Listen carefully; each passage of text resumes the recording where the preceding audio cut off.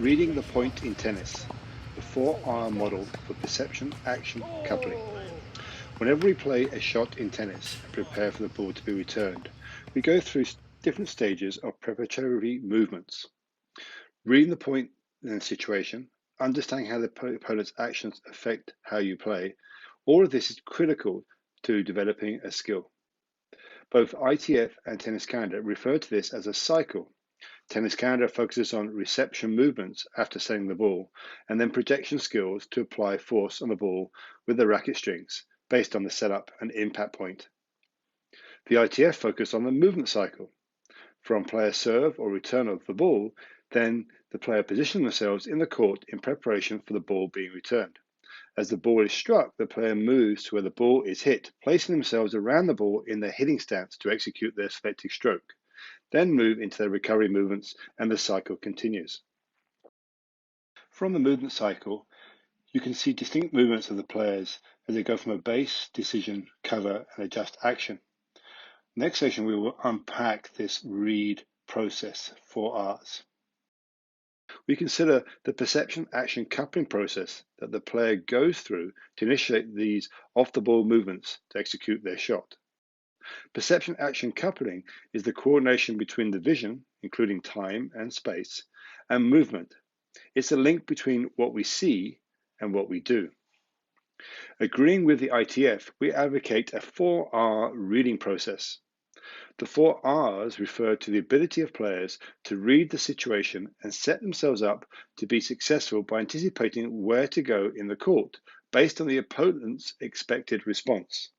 The key idea here is that the perception enables the player to put their bodies in motion in preparation action for the ball arriving in their court as they cover the court area that the opponent is aiming at.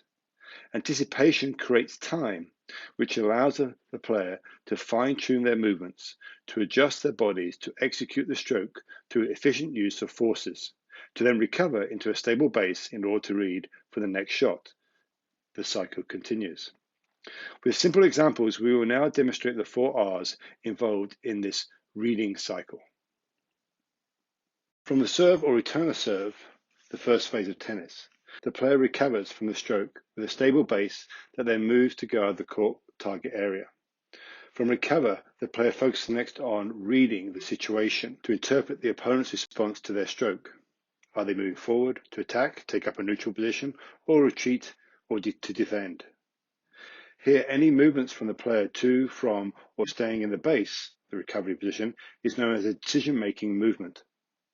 Next, in response, is the wind-up phase. The player responds to what they anticipate from the reading phase as the opponent's stroke intent, moving to cover the target area of the shot. As the ball is hit by the opponent, the player adjusts their grip, shifts their body weight as they move with a jump step, preparing their upper body unit turn. This process extends into the next phase. In the react phase, this is the force-producing phase of the stroke. The player starts to execute the stored up energy, weight, elastic energy, coil, the forces to execute a successful stroke onto the ball.